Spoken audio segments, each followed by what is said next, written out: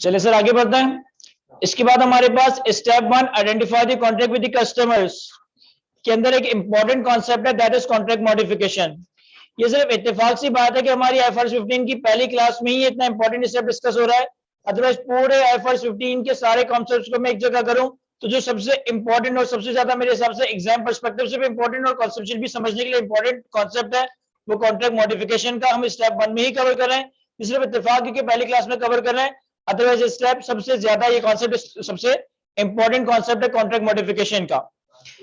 Sir contract modification, a change in enforceable rights and obligation, that is scope or price. A contract modification is a change in enforceable rights and obligation, that is scope and price. Let's say कि भाई एक contract initiate हुआ, एक contract start हुआ, parties के goods and services, parties की payment terms वगैरह identified थी। कॉन्ट्रैक्ट के एग्जीक्यूशन फेज में अगर आप कॉन्ट्रैक्ट के स्कोप में यानी कि गुड्स एंड सर्विसेज में चेंजेस करते हो, गुड्स एंड सर्विसेज बढ़ा देते हो, गुड्स एंड सर्विसेज कम कर देते हो, गुड्स एंड सर्विसेज चेंज कर देते हो, या प्राइसिंग को चेंज करते हो, प्राइसिंग बढ़ा देते हो, प्राइसिंग कम कर देते हो, या प्राइसिंग को अकॉर्डिंगली मॉडिफाई करते हो, तो ये कॉन्सेप्ट आपका कॉन्ट्रैक्ट मॉडिफिकेशन का कॉन्सेप्ट ट्रिगर हो रहा होगा। अगर एक कॉन्ट्रैक्ट एग्जीक्यूशन फेज में और उसके स्कोप यानी कि गुड्स एंड सर्विसेज या प्राइस इसको इंक्रीज किया जाए, डिक्रीज किया जाए या चेंज किया जाए तो आपके पास कॉन्ट्रैक्ट मॉडिफिकेशन का कॉन्सेप्ट ट्रिगर होगा।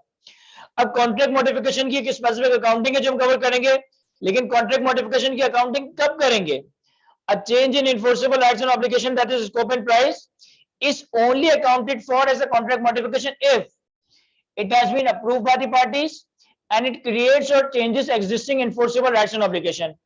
कॉन्ट्रैक्ट मॉडिफिकेशन की अकाउंटिंग जो भी थोड़ी देर में हम कवर करेंगे, आप उसे उस वक्त अकाउंट फॉर करोगे जब पार्टीज की अप्रूवल हो फॉर द कॉन्ट्रैक्ट मॉडिफिकेशन और कॉन्ट्रैक्ट मॉडिफिकेशन के नतीजे में न्यू या एग्जिस्टिंग राइट्स एंड ऑब्लिगेशन में चेंजेस आ रहा हो, तो आप अकॉर्डिंगली अपने कॉन्ट्रैक्ट की मॉडिफिकेशन को अकाउंट फॉर करेंगे। अब कॉन्ट्रैक्ट मॉडिफिकेशन में जो मल्टीपल सिनेरियोज होंगे ना, उसे हमने एक डायग्राम के थ्रू कंक्लूड करने की कोशिश की, उसे हमने एक डायग्राम के थ्रू समराइज करने की कोशिश की। पहले हम इस डायग्राम को समझते हैं और उसके बाद हम इसके ऊपर एक एग्जांपल भी देखेंगे और कुछ हमारे पास इसके प्रैक्टिस क्वेश्चंस भी हैं। देखिए हमने अभी तक सिर्फ स्टेप 1 देखा है, that is identify the contract with the customer. Step 2 हम इंशाल्लाह नेक्स्ट क्लास में कवर करेंगे, that is identify the performance obligation, that is identify the performance obligation। अब performance obligation क्या है? सर आप अपने कॉन्ट्रैक्ट में कस्टमर को जो distinct goods and services promise कर रहे हो ना, आप अपने कॉन्ट्रैक्ट में कस्टमर को जो distinct goods and services promise कर रहे हो ना, हर डिस्टिंक्ट गुड्स एंड सर्विस एक सेपरेट परफॉर्मेंस ऑब्लिगेशन। डिस्टिंक्ट का मतलब क्या है? डिस्टिंक्ट परफॉर्मेंस ऑब्लिगेशन कहते किसको है, ये मैं डिटेल में डिस्कस करूंगा स्टेप 2 में। अभी सिर्फ आसानी के लिए ये समझ लो कि अलग, अगर एक गुड्स एंड सर्विसेज दूसरे से अलग है तो ये डिस्टिंक्ट है, ये distinct goods and services distinct performance obligation कहलाया जाएगा। अब कॉन्ट्रैक्ट मॉडिफिकेशन की अकाउंटिंग किस तरह से होगी, उसके लिए हमारे सामने एक डिसीजन डायग्राम आ रहा है। जब भी आपका कॉन्ट्रैक्ट मॉडिफाई हो, अपने आप से पहला सवाल पूछोगे, are additional goods and service in contract modification distinct? क्या कॉन्ट्रैक्ट मॉडिफिकेशन के नतीजे में कोई distinct goods and service add हो रहे हैं?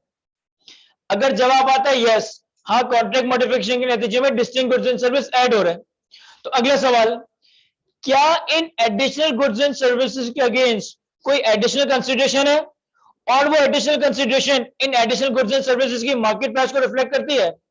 Does consideration for added goods and services reflect the standalone selling price of the goods and services? Sir सबसे पहला सवाल कि क्या कॉन्ट्रैक्ट मॉडिफिकेशन में additional goods and services distinct है? दूसरा सवाल, क्या इन एडिशनल गुड्स एंड सर्विसेज के अगेंस्ट कोई एडिशनल कंसीडरेशन और वो एडिशनल कंसीडरेशन मार्केट प्राइस या स्टैंडअलोन सेलिंग प्राइस को रिफ्लेक्ट करती है? अगर जवाब आता है यस, तो सर आप कॉन्ट्रैक्ट मॉडिफिकेशन को एक सेपरेट कॉन्ट्रैक्ट कंसीडर करेंगे, ओरिजिनल कॉन्ट्रैक्ट के साथ जिसे मिक्स नहीं करेंगे, ओरिजिनल कॉन्ट्रैक्ट के साथ इसकी कितनी नहीं बना रहे होंगे। इस एरिया पे एक एग्जांपल देता हूं, फिर हम बाकी एरियाज को कवर करते हैं। या देखिए सर, कॉन्ट्रैक्ट मॉडिफिकेशन में हमारे पास बेसिकली 3 सिनेरियोज बनेंगे। तीनों सिनेरियोज को हम डिसीजन डायग्राम से भी कंक्लूड करेंगे और इनके ऊपर एक एग्जांपल कवर करते हैं। देखिए फॉर एग्जांपल कि भाई हमने कैफ 5 FR2 का बैच स्टार्ट करा, इसकी हमने फीस रखी लेट से 18,000 रुपए, और लेट से किसके अंदर 9 टॉपिक्स है या 9 अकाउंटिंग स्टैंडर्ड्स हैं, सही है। यानी कि पर स्टैंडर्ड बेसिकली मैं आपसे कितना चार्ज कर रहा हूं सर, पर स्टैंडर्ड आप लोगों से चार्ज किया जा रहा है 2,000 रुपए, सही है। हमने FR2 का बैच स्टार्ट करा, हमने 18,000 रुपए की फीस चार्ज करी, 9 अकाउंटिंग के स्टैंडर्ड्स कवर कराई जाएंगे, जैसे जैसे अकाउंटिंग के स्टैंडर्ड्स मेरे कवर होते जाएंगे वैसे वैसे मैं 2,000 रुपए से अपना रेवेन्यू रिकॉर्ड करता जाऊंगा। अब लेट से कि 9 में से 5 अकाउंटिंग स्टैंडर्ड्स कंप्लीट हो गए, इन 9 में से 5 अकाउंटिंग के स्टैंडर्ड्स कंप्लीट हो गए, तो इस 18,000 रुपए की फी में से 10,000 रुपए की फी मैंने इनकम का पार्ट बनाती होगी। इस 18,000 रुपए की फीस में से हुआ क्या होगा कि ये जो 18,000 रुपए है इसमें से 10,000 रुपए मैं अपने पास सेल्स या इनकम के तौर पर रिकॉर्ड कर चुका हूं। अब लेट्स से कि भाई 5 टॉपिक्स कंप्लीट होने के बाद आप लोग मुझसे रिक्वेस्ट करते हो कि सर, अज्यूमिंग कि आप लोग मुझसे लेट्स से टैक्स का सब्जेक्ट नहीं पढ़ रहे, तो आप लोग 5 स्लाइड्स कंप्लीट होने के बाद मुझसे रिक्वेस्ट करते हो कि सर अगर आप हमें टैक्स के 5 इयर्स ऑफ इनकम भी कवर करवा दें तो हमारे लिए आसानी हो जाएगी, हमारे लिए अच्छा हो जाएगा। हमारे दरमियान डिस्कशन होती है, हमारे दरमियान अरेंजमेंट तय होता है और हम एग्री करते हैं कि चले सर आप लोग मेरे FR2 के स्टूडेंट है, तो मैं आपको KF2 में टैक्स प्रैक्टिसेस में 5 हेड्स ऑफ इनकम कवर करवा देता हूं, लेकिन इसके अगेंस्ट मैं आपसे फी चार्ज करूंगा 10,000 रुपए की, इसके अगेंस्ट मैं आपसे फी चार्ज करूंगा 10,000 रुपए की। अब मेरे और आपके दरमियान म्यूचुअल इन्वेस्टिंग से एग्री हो गया कि सर आप हमें 5 इयर्स ऑफ इनकम भी कवर करवा दें, हम आपको 10,000 रुपए की फीस पे कर देंगे। कॉन्ट्रैक्ट मॉडिफाई हो रहा है क्योंकि additional goods and services add हो रहा है, और ये additional goods and services simply add नहीं हो रहे, ये डिस्टिंक्ट गुड्स एंड सर्विसेज है। हेड्स ऑफ इनकम का अकाउंटिंग स्टैंडर्ड से कोई ताल्लुक नहीं है। हेड्स ऑफ इनकम एक अलग चीज है, अकाउंटिंग स्टैंडर्ड से बिल्कुल अलग चीज है। सर फीस हमने चार्ज की, अज्यूमिंग कि मेरी KF2 की फीस 18,000 रुपए, और 18,000 रुपए में तो पूरा KF2 का कोर्स कवर करवाया जाता है ना, जिसमें रिटर्न असेसमेंट अपील का भी एरिया है, लॉसेस का भी एरिया है, टैक्स क्रेडिट्स का भी एरिया है और डिफरेंट चीजें। मैं आप लोगों से हेड ऑफ इनकम के अगेंस्ट 10,000 की फीस चार्ज कर रहा हूं, और ये इसकी मार्केट प्राइस को रिफ्लेक्ट करता है, तो अब जब मैं इस कॉन्ट्रैक्ट मॉडिफिकेशन को अकाउंट फॉर करूंगा तो मैं अपने आप से सवाल पूछूंगा कि क्या इस कॉन्ट्रैक्ट मॉडिफिकेशन में कोई एडिशनल गुड्स एंड सर्विसेज हैं? Yes, 5 years of income. क्या इस additional goods and services distinct है? यस, ये डिस्टिंक्ट है। इसका अकाउंटिंग स्टैंडर्ड से क्या ताल्लुक? क्या इसके अगेंस्ट मैं आपको फी चार्ज कर रहा हूं? यस, 10,000 रुपए की। क्या ये फी मार्केट फी को रिफ्लेक्ट करती है? यस सर, अगर आम हालात में मैं 5 इयर्स ऑफ इनकम की भी सिर्फ क्लासेस लेता तो मैं 10,000 रुपए ही चार्ज कर रहा होता। अब इस केस में इस कॉन्ट्रैक्ट मॉडिफिकेशन को मैं सेपरेटली अकाउंट फॉर करूंगा, इस कॉन्ट्रैक्ट मॉडिफिकेशन को मैं as a separate contract account for करूंगा। इसे अकाउंटिंग के FR2 के रेवेन्यू के साथ खिचड़ी नहीं बनाऊं। जैसे जैसे FR2 के स्टैंडर्ड्स कंप्लीट होते जाएंगे 2,000 रुपए का रेवेन्यू अलग रिकॉर्ड होता रहेगा, जैसे जैसे 5 इयर्स ऑफ इनकम कंप्लीट होते जाएंगे वैसे वैसे हेड्स ऑफ इनकम का रेवेन्यू सेपरेटली रिकॉर्ड हो रहा होगा। यानी कि दोनों को खिचड़ी बनाने की, दोनों को मिक्स करने की जरूरत नहीं है। तो मैंने जो आपको डायग्राम कवर करवानी है अभी, इसका मैंने सिर्फ लेफ्ट हैंड साइड कवर करवाई है।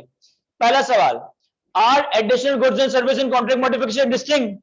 If yes, are additional consideration for the additional goods and services reflect standalone selling price? If yes, contract modification would be accounted for as a separate contract.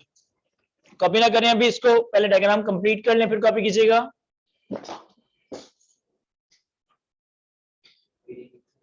Sir पहला सवाल, are additional goods and services in contract modification distinct? Sir contract modify हुआ, additional goods and services distinct है। दूसरा सवाल, does consideration for added goods and services reflect standalone selling price of distinct goods and services? दूसरे सवाल का जवाब no आ जाए, यानी कि कॉन्ट्रैक्ट मॉडिफिकेशन में डिस्टिंक्ट गुड्स एंड सर्विसेज तो हैं, लेकिन इस additional distinct goods and services के अगेंस्ट जो फीस चार्ज की जा रही है, अच्छा ऐसा भी हो सकता है कि कोई फीस ही चार्ज ना की जाए, या जो फीस चार्ज की जा रही है वो मार्केट प्राइस के इक्विवेलेंट चार्ज नहीं की जा रही, मार्केट प्राइस के आसपास चार्ज नहीं की जा रही। तो इस केस में क्या करेंगे? अगर हमारे दूसरे सवाल का जवाब नो आ जाता है, terminate the old contract and create a new contract. Terminate the old contract and create the new contract का मतलब ये नहीं है कि मैं कॉन्ट्रैक्ट में मैं कस्टमर के साथ पुराना कॉन्ट्रैक्ट ही टर्मिनेट कर दूंगा, उसको भगा दूंगा और नया कॉन्ट्रैक्ट स्टार्ट करूंगा। टर्मिनेट द ओल्ड कॉन्ट्रैक्ट और क्रिएट द न्यू कॉन्ट्रैक्ट का मतलब है कि पुराने कॉन्ट्रैक्ट की अकाउंटिंग टर्मिनेट कर दूंगा और अब एक नए कॉन्ट्रैक्ट की अकाउंटिंग स्टार्ट करूंगा। Allocation of consideration allocated to remaining performance obligation is equals to consideration from old contract not yet recognized as revenue and consideration in the contract modification। अब ये क्या कह रहा है सर इस सवाल में, इसको भी हम एग्जांपल के थ्रू कवर करते हैं। सर सेम सिनेरियो है, FR2 का बैच हमने स्टार्ट करा था, 18,000 की फीस चार्ज करी थी, 9 अकाउंटिंग स्टैंडर्ड्स कवर करवाने थे, यानी कि पर स्टैंडर्ड 2,000 रुपए। 9 में से 5 स्टैंडर्ड्स मैंने कंप्लीट कर लिए, मैंने 18,000 रुपए में से 10,000 रुपए सेल या इनकम रिकॉर्ड कर ली और बाकी 8,000 रुपए बेसिकली मेरा क्या होगा, अनअर्न्ड इनकम या डेफर्ड इनकम या अनअर्न्ड इनकम कह सकता हूं। सर आप लोग इन 5 अकाउंटिंग स्टैंडर्ड्स के बाद मेरे पास आते हो, कहते हो कि सर अगर आप हमें कैफ 2 के टैक्स प्रैक्टिसेस के 5 हेड्स ऑफ इनकम कवर करवा दे तो क्या ही बात होगी। तो मैंने कहा चलें ठीक है, मैं आप लोगों को 5 हेड्स ऑफ इनकम कवर करवा देता हूं, कोई मसला नहीं है। सर आप इसके अगेंस्ट कितनी फीस चार्ज करेंगे? मैंने कहा भाई 10,000 रुपए की फीस बनती है, मैं 10,000 रुपए की फीस चार्ज करूंगा जो इसकी मार्केट प्राइस है। तो आप लोगों ने वहां पे रोना स्टार्ट कर दिया कि सर हमने तो फला इंस्टीट्यूट में इतनी फीस पे कर दी और हमारा तो इतनी अटेम्प्ट से ऑलरेडी टैक्स पेपर रुका हुआ है और हमने तो IQ की मेंबरशिप भी खरीदी थी ताहिर से और हमने तो FR2 की भी फीस वगैरह पे की है, तो थोड़ा हमें डिस्काउंट दे दे। तो तरस खा के मैं आप लोगों को ये 5 heads of income at a fee of let's say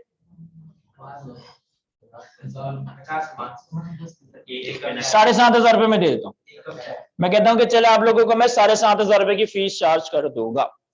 अब ये कॉन्ट्रैक्ट मॉडिफिकेशन है सर, अब ये कॉन्ट्रैक्ट मॉडिफिकेशन है सर। सबसे पहले मैं अपने आप से सवाल पूछूंगा, क्या इस कॉन्ट्रैक्ट मॉडिफिकेशन में कोई additional goods and services distinct है? यस, टैक्स के 5 हेड्स ऑफ इनकम।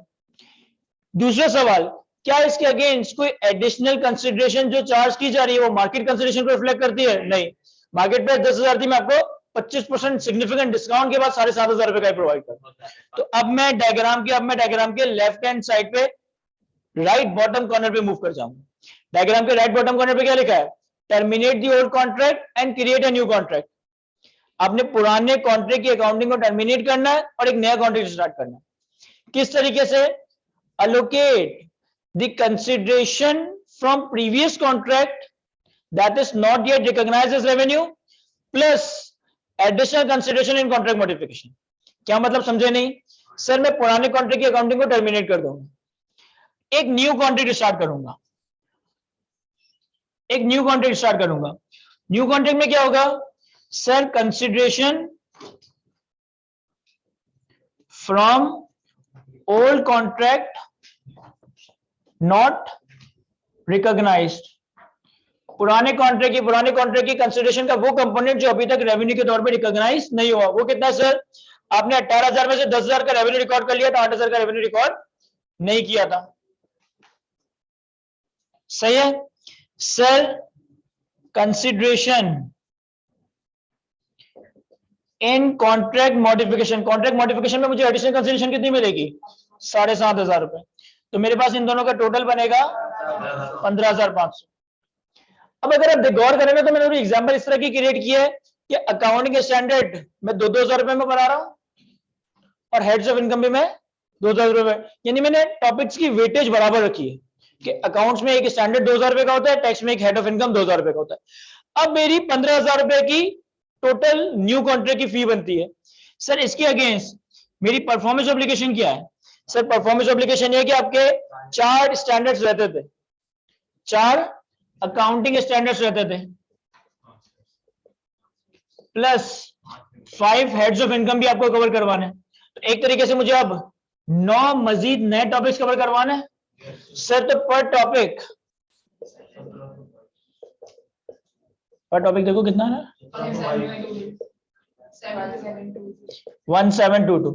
सर अब मेरे पास ये जो नया कॉन्ट्रैक्ट स्टार्ट हो रहा है ना, उसके अगेंस्ट इंडिविजुअल टॉपिक के अगेंस्ट मेरे पास 1722 की प्राइसिंग एलोकेट होगी। अब जैसे जैसे मैं एक हेड ऑफ इनकम करवाऊंगा, जैसे मैं आपको नया अकाउंटिंग स्टैंडर्ड कवर करवाऊंगा, हर एडिशनल हेड, हर एडिशनल अकाउंटिंग स्टैंडर्ड के अगेंस्ट में अपने पास 1722 रुपए का रेवेन्यू रिकॉर्ड कर रहा हूँ। क्या ये चीज समझ आती है हमें? तो ये बेसिकली डायग्राम का लेफ्ट बॉटम कॉर्नर है। पहला सवाल, क्या कॉन्ट्रैक्ट मॉडिफिकेशन में additional goods and service distinct है? यस। दूसरा सवाल, क्या एडिशनल गुड्स एंड सर्विस के अगेंस्ट कोई एडिशनल कंसिडरेशन है, और अगर है तो क्या वो मार्केट प्राइस को रिफ्लेक्ट करती है?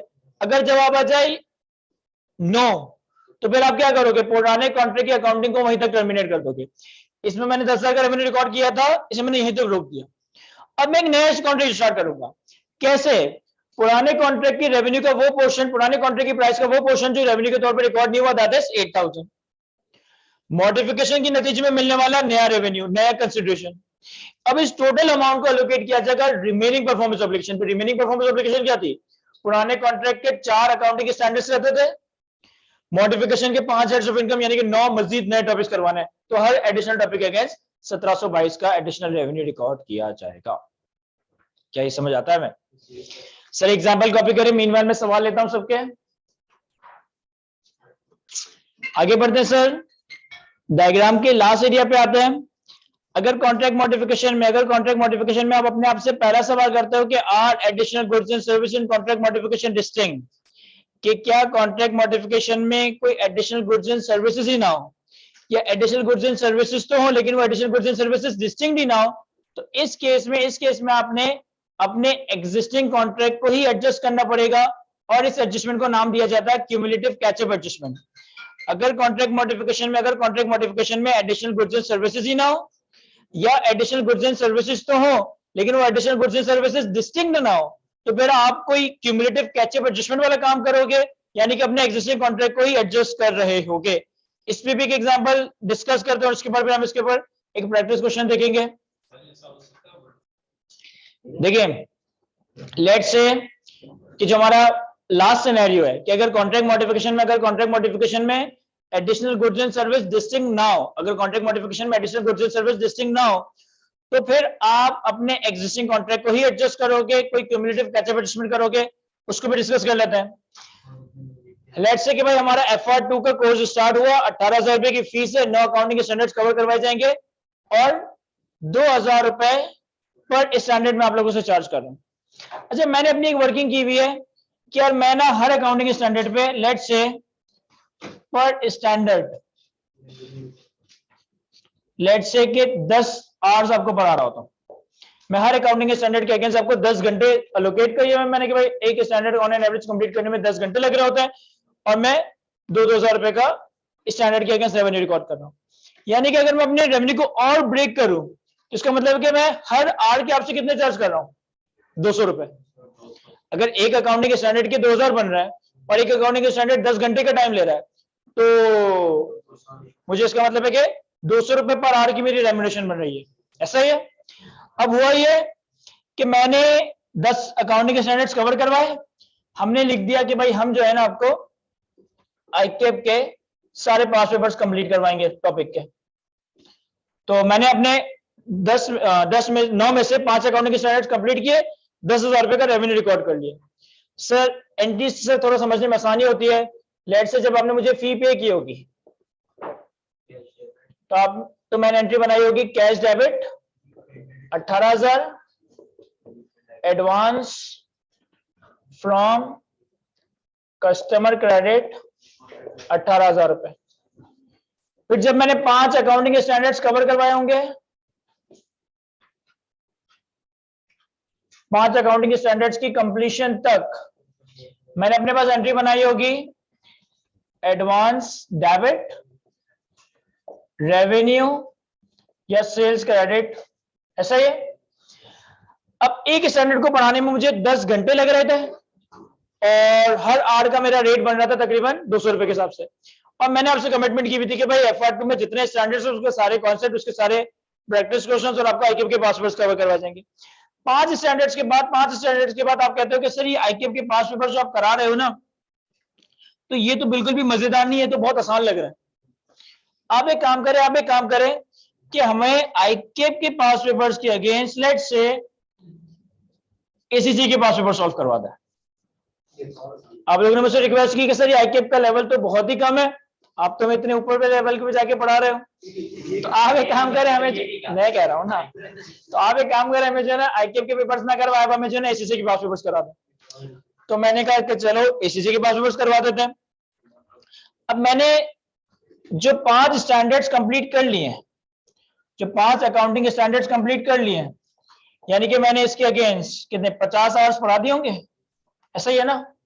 अब मैंने कहा 5 अकाउंटिंग स्टैंडर्ड्स कि अब मुझे आईकेएफ के जगह एसीसी के भी पास पेपर्स कराने पड़ेंगे ना, क्योंकि मैंने तो इनके आईकेएफ के पास पेपर्स करा दिए थे, अब मुझे इनके एसीसी के भी पास पेपर्स करवाने पड़ेंगे। लेट्स से कि मैंने एक अंदाजा लगाया, मैं सिर्फ एस्टिमेशन लेता जा रहा हूं कि भाई 15 आवर्स मुझे मजीद पढ़ाना पड़ेगा अगर मुझे आपको एसीसी के पास पेपर्स कराना है। 50 घंटे मैंने पूरे कर दिए थे, मैंने 5 अकाउंटिंग स्टैंडर्ड्स पढ़ा दिया था, अपने पास 10,000 का रेवेन्यू रिकॉर्ड कर लिया था। लेकिन 5 स्टैंडर्ड्स के बाद आप लोगों ने रिक्वेस्ट की कि सर आईकेएफ के पास पेपर्स में बिल्कुल मजा नहीं आ रहा, बहुत ज्यादा जो है ना एस्टिमेशन और अजम्पशंस वगैरह लेनी पड़ती है, बेहतर है कि आप हमें एसीसी के पास पेपर्स करा दो। तो मैंने कहा चलो सही, मैं आपको एसीसी के पास पेपर्स करा दूंगा, जो नए टॉपिक पढ़ाऊंगा उनके भी एसीसी के पास पेपर्स कराऊंगा, जो टॉपिक पढ़ा दिए उनके भी एसीसी के पास पेपर्स कराऊंगा विदाउट एनी कंसिडरेशन। सर मेरा अपने आपसे पहला सवाल, क्या कोई कॉन्ट्रैक्ट मॉडिफिकेशन है? यस, हम इसका स्कोप चेंज कर रहे हैं।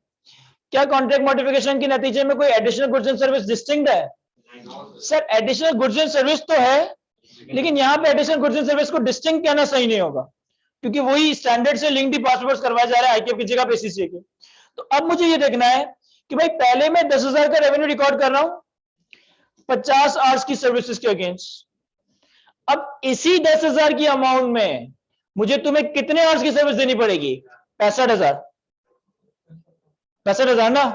तो यानी कि 15 आवर्स की सर्विसेज जो अभी प्रोवाइड नहीं करी उसका रेवेन्यू मैंने ज्यादा रिकॉर्ड कर लिया है, तो मुझे कॉन्ट्रैक्ट मॉडिफिकेशन के वक्त कुछ रेवेन्यू एडजस्ट करना पड़ेगा, कुछ रेवेन्यू रिवर्स करना पड़ेगा।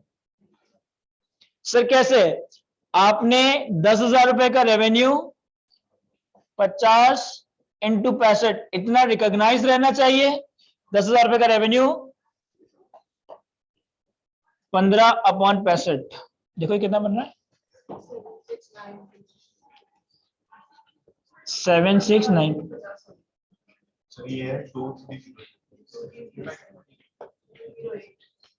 2308।